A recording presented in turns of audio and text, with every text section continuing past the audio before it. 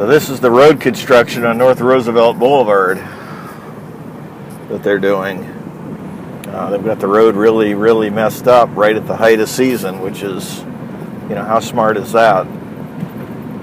This road construction in Key West, it's one lane inbound only at the height of the season. What a thing to do.